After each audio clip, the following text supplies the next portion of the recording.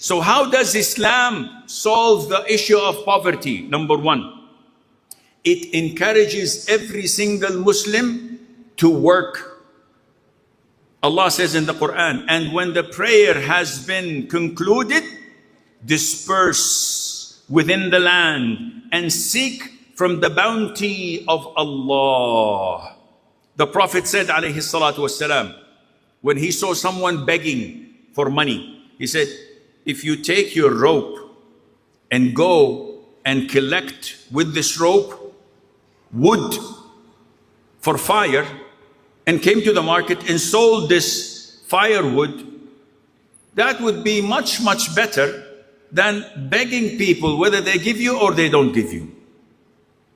And compare this to how many of the Muslims nowadays, especially in Europe, where they give benefits, government benefits for those unemployed.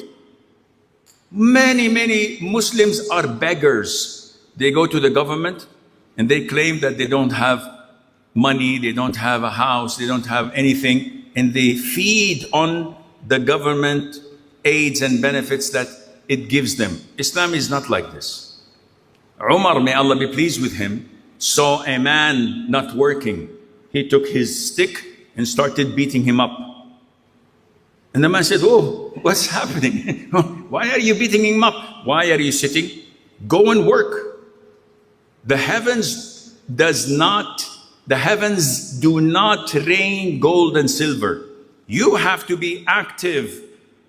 So you, as a Muslim, Islam tells you to work and earn. What if I can't work or earn? What if I'm disabled?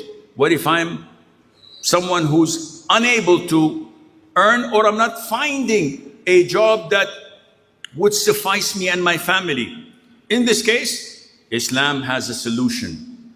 Every Muslim who has wealth has to give annually what? Zakat. How much is the zakat? 10%. True? No? Yes, it is true. 10% on crops that is irrigated by rain. 5% on crops that you irrigate with your own money. 2.5% on gold, silver, and currency and merchandise that you sell and buy. All of this to be given to whom? To the poor who's unable, so that he would not beg. After Ramadan, we give sadaqatu or zakat al-fitr. If I have expiations, I have to feed 10 poor people or clothe them, or 60 poor people, depending on what I'm expiating. All of this is to show solidarity among the Muslims. No other culture, no other civilization, no other religion on earth does this. Then we find one of the main causes of insecurity, racism. Allah says, indeed, the most noble of you in the sight of Allah is the most righteous. And the Prophet said, alayhi wasallam, there is no preference, no virtue for an Arab over a non-Arab, or a non-Arab over an Arab, a white over a black, or a black over the white. The only preference is taqwa and righteousness.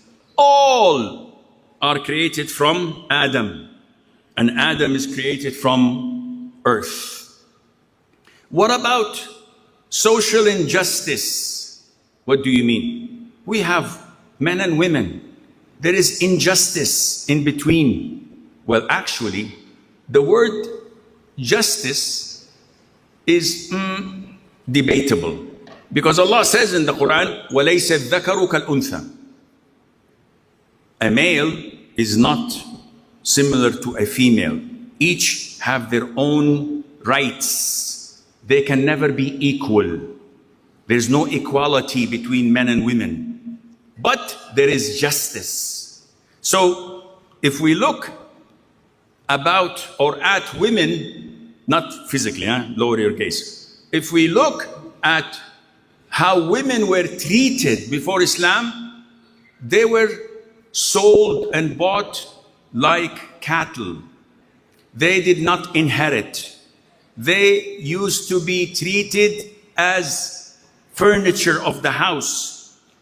Inherited, once the man is dead, his women folk are inherited like the furniture. They used to feel disgraced because they had a female in the family. So when she was a child, they used to bury them alive. The Hindus, till 50 years ago, when a man died, they cremate him, they burn him with his wife. The wife is alive. But if we want to cremate him, she has to be also cremated with him. The pharaohs every year would throw in the Nile a virgin so that the Nile would bless them. And the Western woman today is not any better. Only 70, 80 years ago, she was allowed to be treated as a human being and to cast her votes. She works in fields that are not befitting of a woman in the West. Fields that are only good for men. In a survey or a study in 2015, 10 years ago, in 2015, in America alone, in 2015, 1,000 women were raped a day. Of course, the percentage has increased today. What kind of respect is this? What kind of a civilization is this? But look at Islam. Islam came and gave the woman her full rights. So the Prophet said, women are the twin halves of men.